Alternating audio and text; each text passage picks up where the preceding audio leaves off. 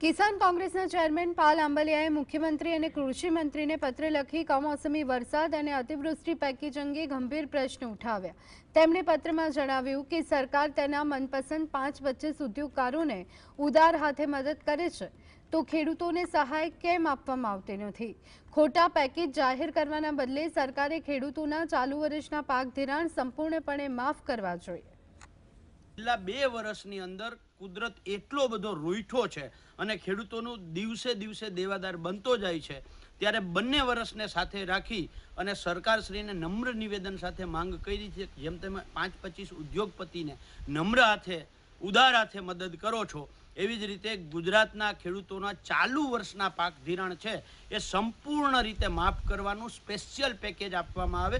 કોઈ રાહત પેકેજના નાટકો જાહેરાતો સરકાર બંધ કરે। ખેડૂતોના સંપૂર્ણ ચાલુ વર્ષના પાક ધિરાણ જે છે એ સંપૂર્ણપણે માફ કરવામાં આવે તેવી ગુજરાત કિસાન કોંગ્રેસ માંગ કરતો પત્ર મુખ્યમંત્રી અને કૃષિ મંત્રીને